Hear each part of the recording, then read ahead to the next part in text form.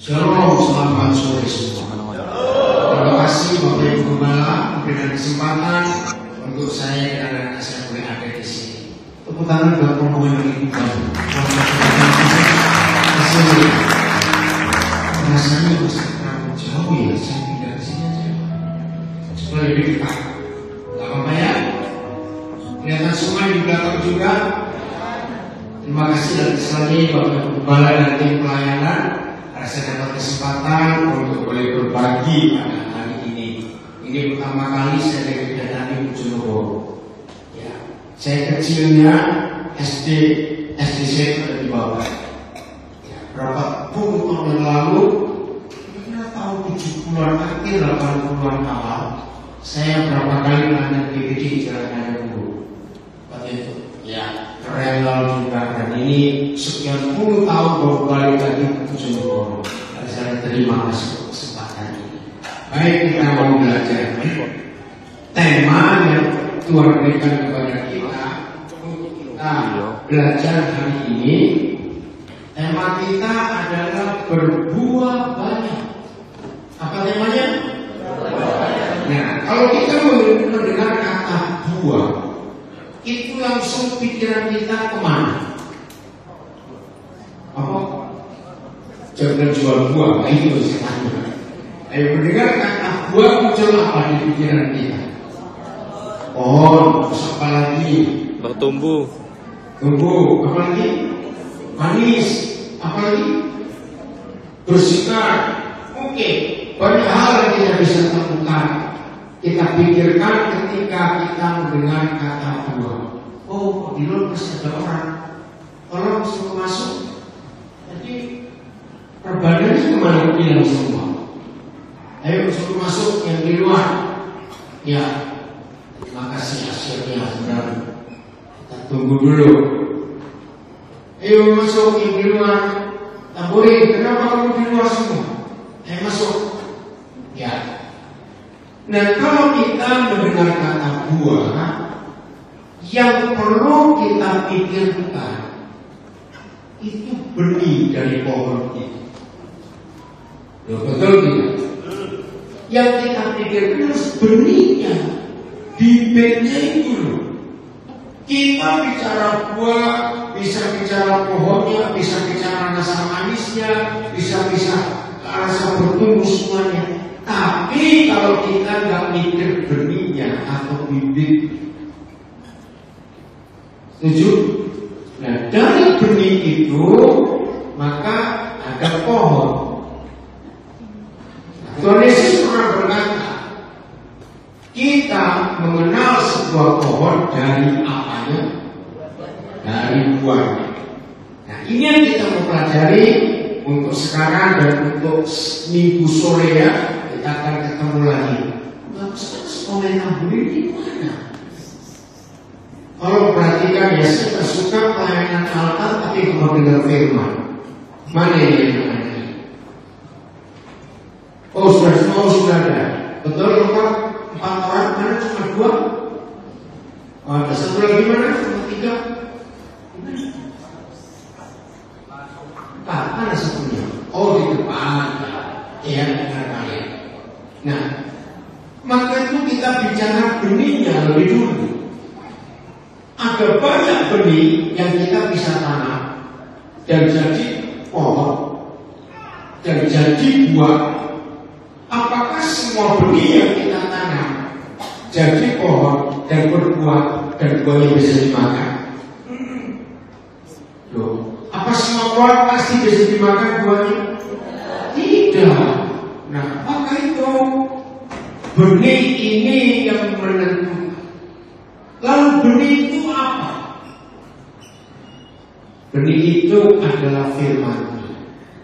Masih ingat Matius 13? Tuhan Yesus memberi perumpamaan tentang penabur. Ada orang menaburkan dan ada 4 macam tanah. Ya, untuk 4 macam tanah kita tidak bahas sekarang. Saudara, benihnya ini. Nah, masih ingat juga setan bisa ikut menabur benih kan? Bisa. Masih ingat apa benih yang ditabur setan? Ya,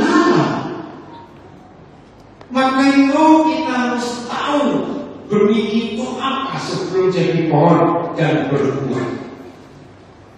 Tuhan Yesus berkata, benih itu adalah firman-Nya. Betul atau tidak? Matius 13. Benih itu adalah firman-Nya. Lalu saya tanya, betul atau tidak? Firman itu kan untuk Tuhan. Tuhan berfirman. Nah, firman itu berupa apa? Firman ini kata-kata. Nah, kata-kata itu ternyata bukan cuma Tuhan bisa berkata-kata. Manusia bisa berkata. Berarti kalau benih yang sesungguhnya adalah kata-kata Tuhan, berarti kata-kata manusia bisa jadi benih dalam hidup manusia. Nah, ini dia. Ayo jujur. Firman Tuhan atau firman manusia yang lebih gampang nyantol di hidup kita? Firman manusia. Ayo jawab. Firman atau firman manusia yang lebih gampang nyantol di hidup kita? Manusia. Maka itu ini istilahnya, jangan ada yang tersebut. Firman Tuhan atau firman mama mertua yang gampang diapa? Nah, itu dia. Jujur sebagai diri jujur. Saudara, firman tetangga lebih gampang kita ingat daripada firman Tuhan. Betul atau salah? Nah, saya sering memberikan contoh ini. Ya, kemarin sore saya baru ada pemberangkatan nikah di Surabaya. Nah, tidak sedikit pengantin-pengantin baru itu yang harusnya menikmati kebahagiaan sukacita sebagai pengantin baru, tapi mereka tidak bahagia gara-gara setelah pesta nikah mereka mikir bayar utang pestanya bagaimana ini. Sebab ketika mereka buat pesta undang orang jaga amplop isi ini. Dengar tidak? Ada nggak pengantin goblok seperti itu? Aduh, saya minta maaf yang punya catering jangan, tapi dengar itu baik-baik. Nah, biasanya pengantin-pengantin baru yang harusnya bersukacita, bahagia, namanya pengantin baru, nggak bahagia, malah beriris-beriris. Kamu tak tahu, Mas. Saudara, kenapa itu bisa terjadi? Karena firman-Nya orang. Dengar kalimat. Loh, kamu mau mantu? Iya. Gak pakai pesta? Enggak. Wih, nanti orang ngomong apa? Loh, ada kayak seperti itu. Ini orang goblok. Nah, saudara yang mau menikahi anak-anak muda, kalau teman-temanmu minta ya pesta kalau nikah, nah, jawabannya begini. Oh, yang ingin pesta kan kamu. Ya udah, kamu buat pesta, kami yang datang. Ini jawab betul atau salah? Yang ingin makan gratis. Loh, ngerti? Jangan goblok tahu. Gak ada macam kewong. Kita yang bangun. Lagi ibadah.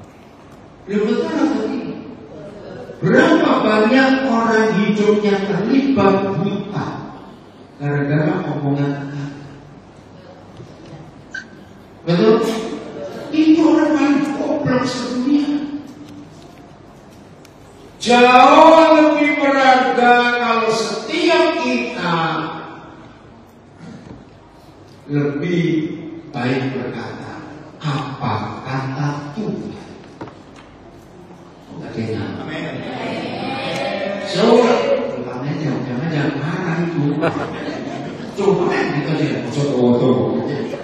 Saya ulang lagi, jauh lebih berharga hidup ini dan jauh lebih mulia kalau hidup kita tergantung apa kata Tuhan.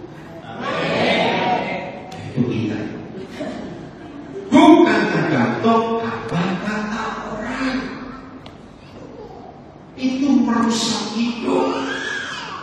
Maka itu benih yang ditaburkan di hidup kita itu belum tentu benih itu dari kita. Karena sekali setan pun bisa ikut nabur benih, yaitu ilalang itu. Sama-sama tumbuh. Dan dalam perumpamaan Tuhan Yesus kita menemukan dalam hidup kita pohon madu dengan pohon lalang. Ya kita nggak pakai gandum karena nggak umum buat kita di Indonesia. Pohon padi dengan pohon lalang sama hijaunya, bentuknya sama, nggak daunnya lancip-lancip ke atas, sama. Dan ketika Tuhan Yesus memberikan perumpamaan penabur, lalu murid-muridnya berkata, kenapa kita nggak mau tebang saja ilalang? Masih ingat Tuhan Yesus bilang, mereka bilang, tapi terus terang jangan. Kalau sekarang kamu potong lalangnya, bisa-bisa padinya kena juga. Takut, betul, karena sama hijaunya.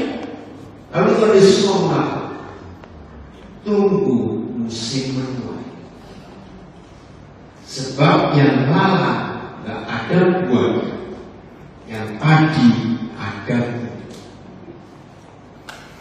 Jadi kalau gembala kita memberi tema untuk kita di Bojonegoro ini, berbuah lebat, bear fruit, karena memang Tuhan ingin kita hidup ini berbuah. Oke, sebelum kita lanjut, saya mau keluar sedikit dari satu-satunya perbedaan yang paling mencolok antara kita yang percaya kepada Tuhan Yesus dengan agama apa saja di dunia. Bedanya di sini. Semua agama di dunia itu 100% menekankan ibadah. Catat ini, Pak. Maka itu penilaian mereka selalu ada, aktif gak kamu ibadah, rajin gak kamu sembahyang. Itu penilaian semua mereka. Tapi kalau Tuhan Yesus tidak, artinya begini,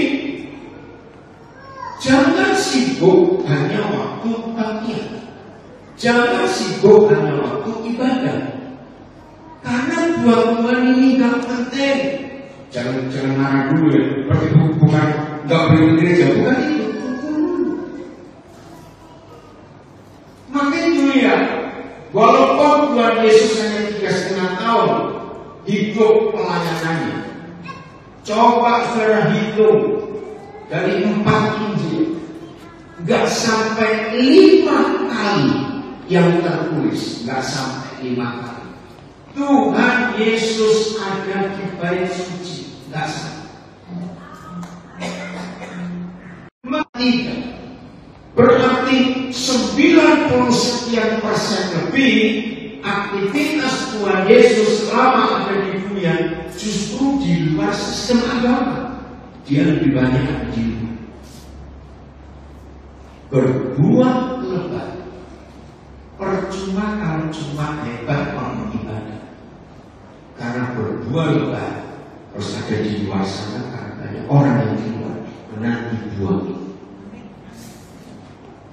Ini konsep berbuah. Karena semua kita kan sudah jadi pohon buah. Nah, untuk apa buah-buah itu numpuk hanya di dalam gereja? Padahal lebih perlu orang yang di luar sana. Setuju maksudnya?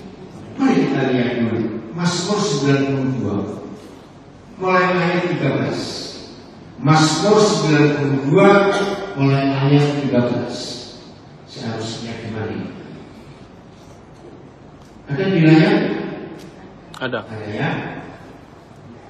Mazmur 92 bukan 32, 92. Mulai mana?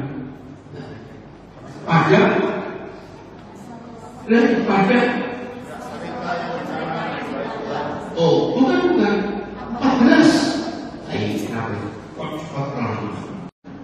Stop dulu. Mereka ini siapa? Menurut ayat 13. Orang benar. Orang oleh Tuhan Yesus. Nah, orang benar akan bertunas. Orang benar akan bertumbuh. Bertunas seperti pohon kurma, bertumbuh seperti pohon aras di padang. Lalu orang benar ini yang dimana ditanam di oleh Tuhan. Nah, ini ibadah. Dan itu betul. Tapi Papa nggak ingin kita hanya di dalam baik Tuhan terus. Lanjutkan. Yang ditanam di baik Tuhan akan rajin pelayanan, tapi tidak suka benih firman. Nanti orang ingat Matius 5. Di ibadah ini jangan 100% hidup kita dari sini. Enggak. Kita harus ada di luar.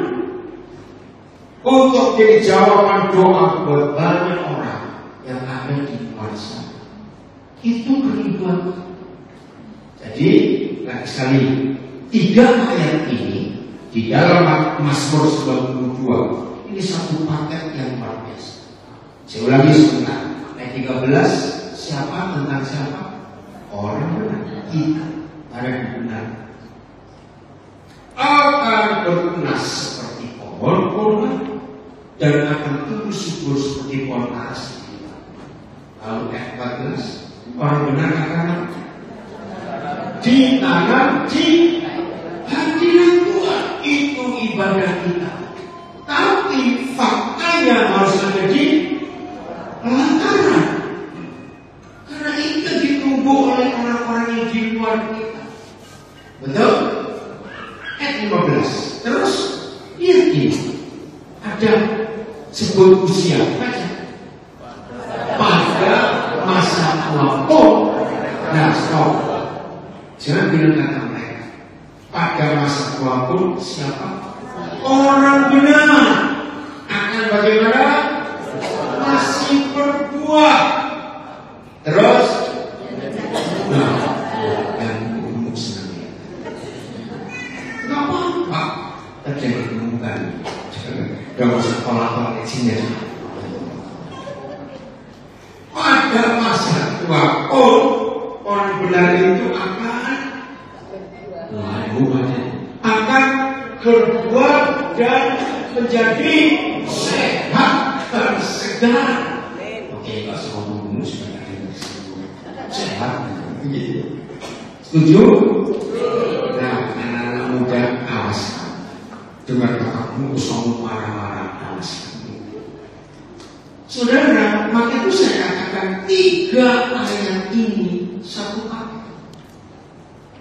Bahwa dibenarkan oleh darah Tuhan Yesus, ditebus oleh darah Tuhan Yesus,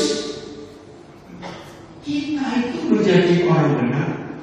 Dan orang benar itu akan bertunas seperti pohon kurma, bertumbuh kuat seperti pohon aras di Libanon. Dan orang benar itu hidupnya harus di dalam bait suci, tapi kelakuannya harus dilihat orang di pelantaran. Dan sampai tua pun kita harus tetap berbuat. Jadi nggak ada istilah pensiun. Nggak ada istilah pensiun sebab kita bukan PNS. Betul tidak? Yang pensiun cuma PNS. Anak-anak Tuhan, rekan sepelayanan Tuhan Yesus nggak boleh pensiun kecuali mati nanti dipanggil Tuhan. Nah, setelah kita renungkan 3 ayat ini, coba masing-masing kita jujur pada diri sendiri. Sejak kapan kita percaya Tuhan Yesus? Sejak kapan? Kemarin malam saya habis memberkatkan nikah di daerah Citraland, Surabaya. Kalau kalian ada tanya di Jalan Bogowonto, nah terus melewati Jalan Indragiri ada Gelora Pancasila. Nah, saya bersama dengan dua anak saya dan mereka belum pernah tahu tentang Gelora Pancasila. Nah, begitu taksi yang kami naiki bertiga ini lewat Gelora Pancasila, saya bilang pada mereka, ini loh tempat Papa lahir baru, 20 Agustus 1970. Itu saya lihat. Jadi berapa tahun yang lalu? 54 tahun. Nah, Pak Ishak ini saya kenal sejak dia belum lahir. Aneh, belum lahir sudah kenal. Ya karena saya kenal bapak-bapaknya. Ya, jadi papanya Pak Ishak dengan papa saya itu dulu satu pelayanan di GPDI Raja Wali Surabaya. Zaman dulu. Ya, tapi papa saya meninggal jauh lebih dulu daripada bapaknya. Nah, ketika anak-anak saya dengar tahun 70, iya. Lalu mereka tanya, bagaimana ceritanya? Ya, saya ceritakan benar-benar tahu. Nah, kenapa saya cerita? Sejak kapan saudara mulai tahu dan kenal Tuhan Yesus dan menyerahkan hidup? Mungkin Anda yang ingat atau nggak ingat gak apa-apa, tapi kira-kira setelah saudara tahu kira-kira tahun berapa saudara itu pertama kali jumpa Yesus menyerahkan diri menjadi orang benar karena ditebus, coba tanya sejak waktu itu sampai sekarang, kira-kira buah hidup saudara banyak atau sedikit? Jawab dalam hati. Bisa saudara berkata, oh buahku banyak. Jangan puas, ditanya dulu. Buah pohon buah berbuah banyak. Dengan pertanyaan, apakah jadi semua? Coba jawab. Apakah jadi semua? Tidak. Ini pertanyaan. Oke, kejar lagi. Seandainya jadi semua buahnya itu, tanya enak enggak? Ya atau tidak? Jadi jangan puas kalau hidup kita sudah berbuah banyak. Jangan cek dulu rasa buahnya seperti apa. Maka itu ketika kekristenan hanya sibuk waktu di gereja saja, tapi hidupnya nggak punya dampak, nggak punya efek kepada orang yang di luar gedung gereja. Maaf, harus berkata, buat Tuhan kita nggak ada arti. Kenapa? Lihat sekarang Yohanes 15 ayat 8. Yohanes 15 ayat 8. Wih, cepatnya langsung. Baca sama-sama. 1, 2, 3. Dalam hal inilah Bapakku dipermuliakan. Dalam hal apa? Yaitu jika kita berbuah banyak waktu. Selama ini, maaf, kita harus bongkar kesalahan kita. Kalau kita mendengar kata di dalam gereja, beri kemuliaan buat Tuhan, apa yang kita buat? Tangan. Itu nggak ada artinya. Menurut firman ini, kapan Papa menerima kemuliaan? Kalau kita berbuah banyak, bukan tepuk tangan. Saudara, ini konsep kita harus miliki. Selama ini banyak hal yang salah. Tepuk tangan sampai tanganmu panas. Tapi kalau yang di luar tidak bisa menikmati buah hidup kita, apa dipermuliakan? Tidak. Dan belum selesai. dulu demikiannya. Nah, dan dengan berbuat banyak, maka kita adalah murid-muridnya. Tadi dalam perjalanan dari Surabaya ke Bojonegoro, setelah lewat Lamongan, saya ditelepon oleh dua anak saya. Tanya tentang sekolah teologi. Nah, saya jawab dengan kalimat ini. Silakan kamu sekolah teologi, tapi yang Tuhan minta ada buahnya tidak. Nah, saya tegas. Saya tidak suka ada anak-anak muda masuk sekolah Alkitab atau sekolah teologi. Kenapa? Kenapa? Sejak awal Tuhan Yesus tampil di dunia, penekanannya jadilah garam dunia dan jadilah terang dunia. Betul kan? Ini penekanan. Dan banyak ayat-ayat yang lain yang Tuhan Yesus minta.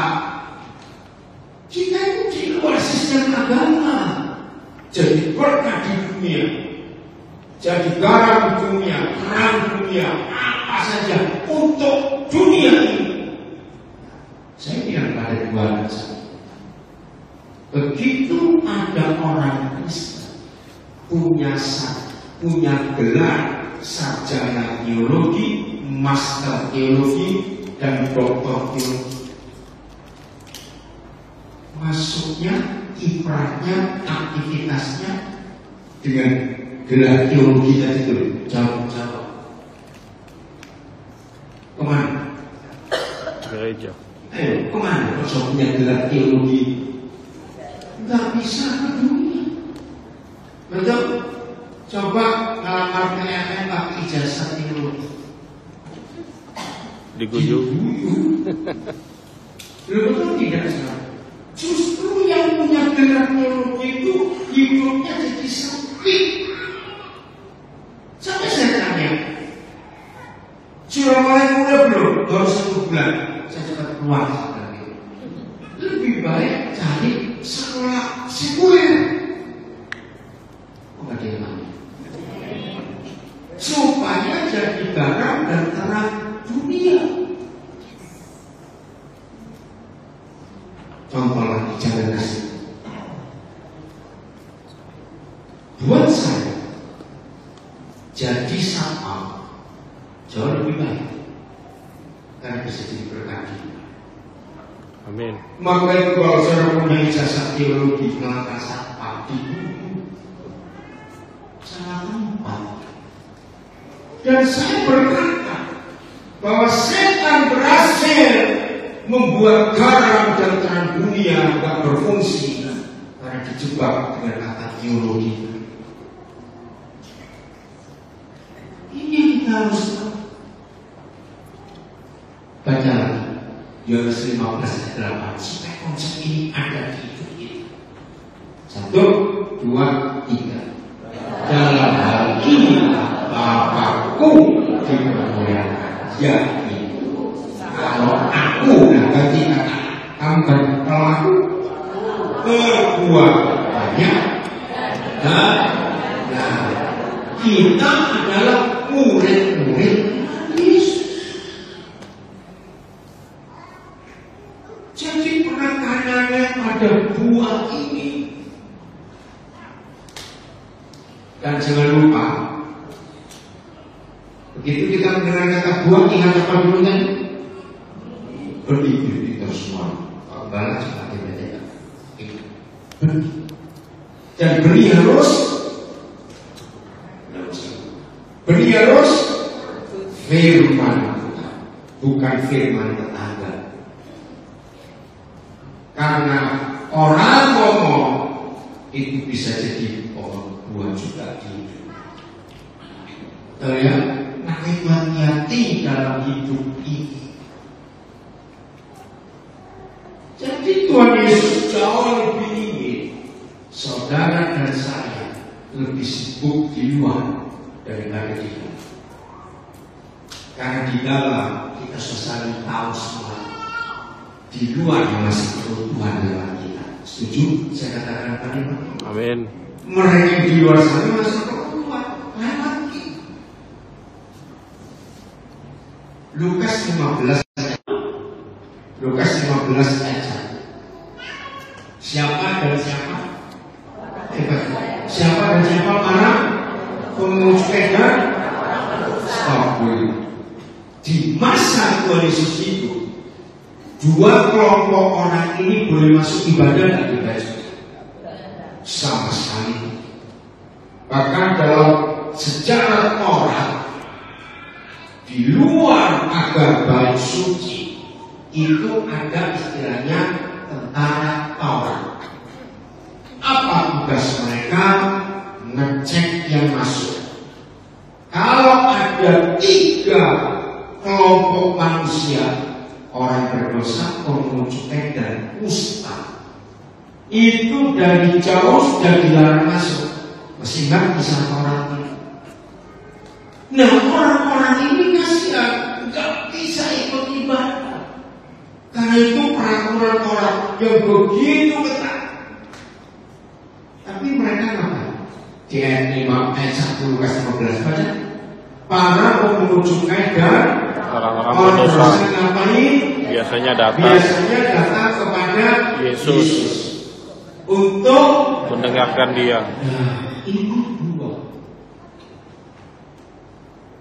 Bayangkan, mereka ini nggak mungkin bisa beribadah, tapi mereka bisa ketemu Tuhan Yesus.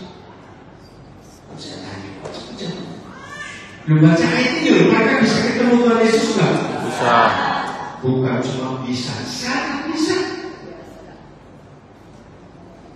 Coba saudara buatkan satu kata, biasa. Itu artinya apa? Seringkali. Sering, selalu. Nah, mereka bisa nggak ketemu imam-imam ahli Taurat? Sering. Sama sekali. Saudara, maka itu pertanyakan di hidup kita. Siapa yang biasanya ketemu kita dalam hidup saya? Berbahagialah kita sebagai murid-murid Tuhan Yesus dan anak-anak Bapa di surga kalau yang biasa ketemu kita adalah orang-orang berdosa itu. Kalau yang ketemu saudara hanya orang-orang yang sudah merasa suci, maka kita belum berbuat banyak. Catat ini. Sejak saya mengenal Lukas 15 ayat 1, maka saya menjadikan ayat ini hakim bagi hidup saya. Begini penilaiannya kalau kita berbuat aktif. Dalam 1 minggu itu kalau saya nggak tahu saudara mau beri batas 2 minggu, sebulan kita sana. Dalam hidup saya, kalau dalam 1 minggu tidak ada orang yang orang berdosa mencari Tuhan, mencari keselamatan, mencari jawaban, mencari pertolongan kepada Tuhan lewat saya. Dalam 1 minggu itu tidak ada orang yang seperti itu. Langsung saya menghakimi diri saya. Daniel, kamu ahli Taurat akhir zaman, sehingga orang berdosa takut mencari aku lewat. Ngerti kalimat saya? Nah, pertanyaan, kalau saudara tanya kepada saya, dalam minggu ini dari Jumat, dari Senin kemarin sampai Jumat ini, saya jawab kemarin sore. Keluarga pengantin yang undang saya untuk memberkati, mereka mengingatkan saya di Hotel Ciputra di Jalan Kajen Sumpon. Dan itu besar sehingga bapaknya nggak bisa dapat melaut. Karena dia kaget. Pak, saya sudah sekian lama kerja di hotel ini, tapi belum pernah ketemu kayak bapak ini bisa ngajak cerita tentang kehidupan. Terus bisa ngerti. Dia bosan, orang semua bukan durasi. Saya bilang santai, walaupun bapak ini berbeda, tapi bapak tidak pernah mengikuti agama. Bapak hanya mengenalkan diri. Saya hari ini dia libur, waktu saya tidak check out, berangkat ke Bojonegoro, nggak ketemu dia. Tapi sudah simpan waktu kemarin sudah mulai baca pengajian. Maka jangan hanya merasa hebat, karena saudara orang Kristen masih hebat kalau di gereja. Orang memuji-muji, kalau kamu tuh memimpin pujian, luar biasa hadirat Tuhan. Tidak salah. Tapi sudah tambah pertanyaan, untuk kamu di mana? Apakah orang pun bisa menikmati Tuhan lewat hidup ini? Kalau saudara hanya bisa dinikmati orang waktu di gereja, itu gak punya pengaruh besar. Bapak di surga gak dipermuliakan, karena kita sudah saling kenal semua. Setuju saya ngomong kalimat ini? Maka itu semua yang aktif di gereja, yang pelayanannya luar biasa, Minggu kebaktian, Senin doa jemaat, Selasa rapat, Rebu latihan musik, Kamis apalagi, Jumat apalagi, di gereja terus. Kapan kita jadi berkat ini? Maka itu Mazmur 92 tadi. Kita ditanam di mana? Di itu, tapi berbuahnya di dalam kanan. Jangan lupa konsep ini. Bagaimana kita jadi berkat? Saya cerita, ini pengalaman saya pertama, saudara. Hari Senin siang, saya cuma ceritain. Senin, saya terbang dari kota New York, Amerika menuju Jakarta. Sampai Jakarta Selasa malam. Rabu kemarin saya berangkat ke Surabaya karena pemberangkatan nikah hari Kamis dan Jumat kesini. Apa pengalaman pertama? Tanggal 4 Agustus ada pembunuhan di kota Philadelphia di Amerika. Orang Indonesia dibunuh oleh orang Indonesia, teman satu kos. Nah, saya nggak kenal mereka, cuma saya dengar berita itu. Tiba-tiba Roh Kudus gerakan saya untuk cari keluarganya, karena saya dengar berita itu ramai di sosial media. Korban ini nggak punya keluarga di Amerika. Keluarganya dia asal kelahiran Surabaya, keluarganya di Jakarta. Segitu saya melacak dan ketemu anak korban. Ternyata yang dibunuh seorang ibu umurnya 50. Nah, ternyata suaminya meninggal 3 tahun yang lalu. Jadi anak ini yakinnya, mendengar itu saya bisa merasakan. Lalu saya telepon, kaget juga dia. Kok saya bisa tahu? Mereka belum Kristen. Dan itu bukan urusan saya. Saudara, aku dengar cerita. Nah, terus saya tanya. Akhirnya dia bilang saya apa? Saya bilang, Papa kan berangkat ke Amerika. Saya dengan istri saya meninggalkan Jakarta tanggal 22 Agustus. Terus saya tanya, apa yang Papa bisa tahu? Tiba-tiba anak ini bilang, Pak, kalau bisa, berapa barang Papa yang masih bisa dibawa? Tolong bawa. Oh, baik kalau begitu. Nah, harus kontak siapa? Nah, ternyata ada seorang gembala di Belanda saya kenal. Nah, akhirnya saya bilang, ada nggak barang-barang korban? Oh, masih. Karena polisi sudah mengumumkan. Ya udah, saya siap untuk bawa. Karena kebetulan hari Minggu. Jadi Minggu tanggal 1 kemarin. Saya masih pelayanan di Philadelphia sampai Nah, sebenarnya saya tanya, sekarang kita kotak ini berjalan terus, tiba-tiba anak ini berkata, wah, karena ibunya dikremasi, bisa nggak Bapak bawakan abunya Pak? Senang juga, pasti belum pernah perjalanan bawa abu orang meninggal. Nah, istri saya dengerin kaget, Pak, dia tolong bawa abunya. Sebenarnya saya nggak keberatan kalau juga punya pengalaman itu. Ternyata urusannya ribet. Untuk bawa abu jenazah harus punya surat dari KBRI, harus punya surat kematian. Sudah, untuk waktunya masih ada. Jadi saya diminta data saya, tinggal alamat di mana, nomor telepon di mana. Saya itu sampai ini. Kenapa kalau aku cuma begini? Dalam hati saya, nggak apa. Saya nggak ambil. Kan kita tinggal di mana, minta foto, paspor, semuanya sudah saya kasih. Selasa malam saya yang mau jemput warga besar, kesempatan saya mintakan fee untuk mengampuni pembunuhnya, dan saya bilang kalau boleh nggak usah kalian urus yang pembunuhnya, terlebih berlagi urus betul nggak kasusnya jadi Amerika. Ya mereka terhibur sampai saya harus nyewa satu ruangan di Bandara Soekarno-Hatta buat penyerahan aku, buat saya buat ibadah sikap. Saya nggak tanya agama.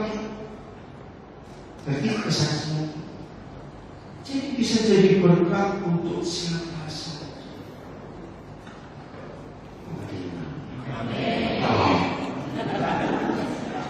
Siap jadi berkat dan berbuat untuk siapa saja. Oke, inilah tujuan. Oke, saya akan masuk pada bagian kata nomor 50. Coba kita buka Markus 2 ayat 12. Salah satu kisah tentang hidup yang berdua ada di Markus 2. Markus 2 ayat 12. Markus 3, Markus 2 ayat. Baca sama-sama. Dan orang itu pun keluar, bangun, segera mengantar tempat tidur. Aslinya kisah ini apa? Orang lumpuh kita semua ya. Oke, ulang lagi baca. 1, 2, 3. Dan orang itu pun bangun, segera mengantar tempat tidurnya dan pergi keluar di hadapan orang-orang itu sehingga takjub lalu memuliakan Allah, memuliakan Tuhan. Stop dulu. Kata ini kita mau pelajari karena Yohanes 15 ayat 8. Kapan Bapak dipermuliakan? Selalu ketika kita berbuat banyak, maka Bapak di surga dipermuliakan. Nah ini kembali ada kata maka orang banyak itu takjub lalu memuliakan Tuhan. Ini bukan pertanyaan, tapi ada satu kejadian yang lewat hidup saudara dan saya sebagai murid-murid Tuhan Yesus dan anak-anak Bapa di surga. Buah hidup kita dinikmati oleh orang banyak, lalu mereka memuliakan Bapa di surga. Ayo cari itu ya. Karena membaca apa saja, buku apa saja, nada, intonasi itu penting. Nah terus saya baca seperti tadi yang begini dulu. Enak nggak bacanya? Harusnya intonasinya bagaimana? Yang ini loh, wah yang begini belum pernah. Artinya, ya cukup dulu kali itu saya tahu artinya gumon makanya yang jadi ngomongnya masih kan gumon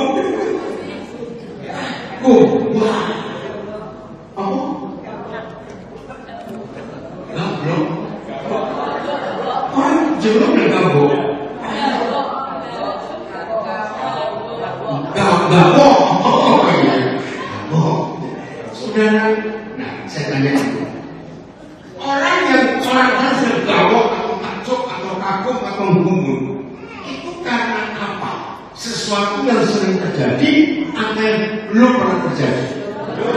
Nah, itu jawabannya. Nah, agama itu sebuah rutinitas. Betul tidak? Agama itu melakukan rutinitas yang berabad-abad sama terus. Nah, itu ritual. Nah, pertanyaannya, segala sesuatu yang dilakukan oleh sekelompok orang yang rutin itu bakalan orang gawok, umur atau tidak? Enggak.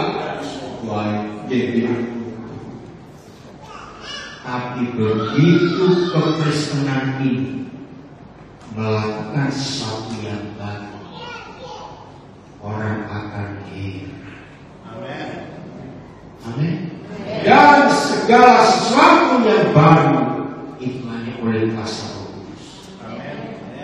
Roh Kudus tidak pernah melakukan rutinitas. Roh Kudus selalu ada hal-hal yang mereka takjub, mereka heran, mereka gumun, mereka gawok karena ada hal baru yang mereka.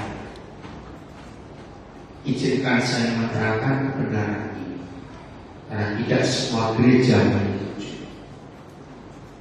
Berarti memuji Tuhan itu bukan aktivitas nyanyi, main musik, angkat tangan, tidak. Menurut Markus 2 ayat 12, memuji Tuhan itu karena kita murid-murid Yesus mengerjakan sesuatu yang membuat orang heran, lalu mereka yang di luar kita memuliakan Tuhan. Itu memuji. Jadi memuji Tuhan bukan dari kita untuk Tuhan, bukan.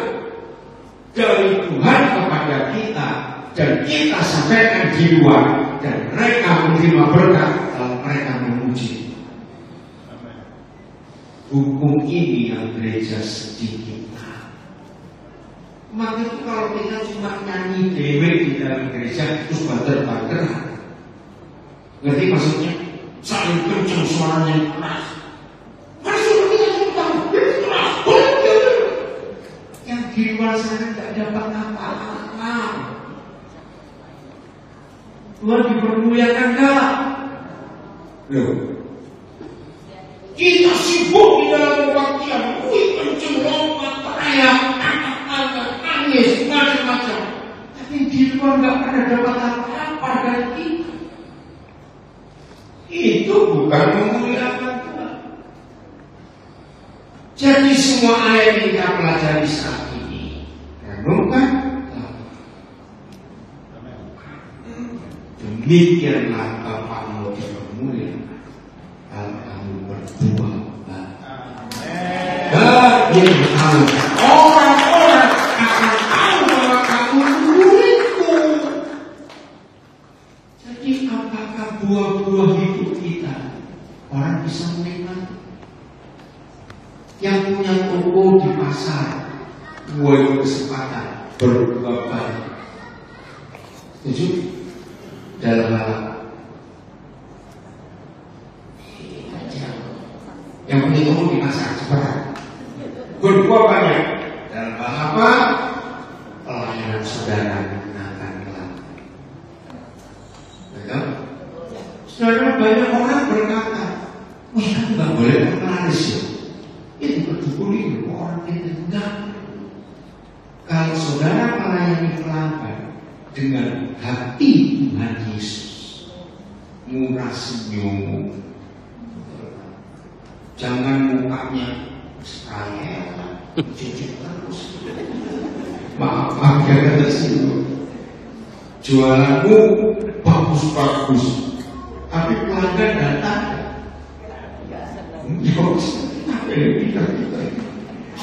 Ketika ada pelanggan mau mampir toko saudara, lihat macam kayak apa? Setuju? Jadi tidak perlu penglaris. Nyatakan buah. Ya, minggu sore kita akan belajar soal buah ini.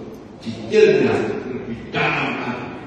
Nggak buah, kasih sukacita dan wisata semacam ini. Nah itu yang bisa keluar dalam hidup kita dan orang bisa menikmati. Mau nggak berubah mulai dalam konsep buah yang sesungguhnya? Orang melihatnya tertarik. Kira-kira hidup murid Yesus yang model begini. Dengan baik-baik pertanyaannya yang di luar juga boleh dijawab. Kira-kira dengan hidup berbuah seperti ini dan benihnya adalah firman Tuhan. Kalau kita menanam biji jeruk, jangan berharap panen dia. Harus panen Jeruk. Kalau benih firman yang ditaburkan ke tanah hidup ini, maka buah pohonnya adalah firman. Dan buahnya adalah roh tadi. Kasih, sukacita, kesabaran, sampai rasa. Ini dia. Kalau kita bisa berbuah, gampang orang-orang yang percaya dengan Yesus. Gampang saja. Gak usah korban banyak-banyak. Orang melihat hidup kita saja akan keberkatan sungguh-sungguh. Ada 3 syarat yang paling mudah untuk kalau saudara jualan bisa banyak pelanggan. 1, wajahmu itu yang bersenyum. Orang kalau lihat buka undangan, oke, nanti tengok. Amin, setuju? Ya, orang pasti datang kalau saudara bersenyum. Betul ya? Nomor 2, jangan pelit. Betul? Berarti. Ya. Nomor 3, yang telaten, masih Indonesia, yang ramah, namanya yang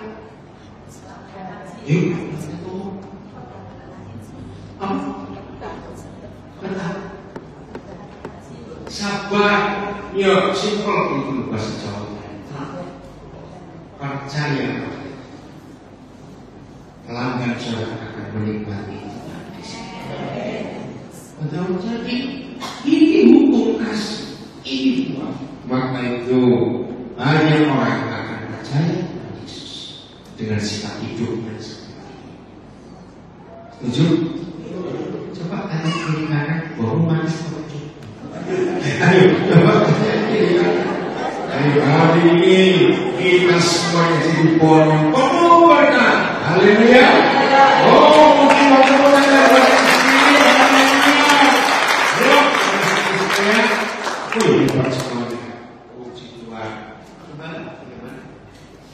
dulu.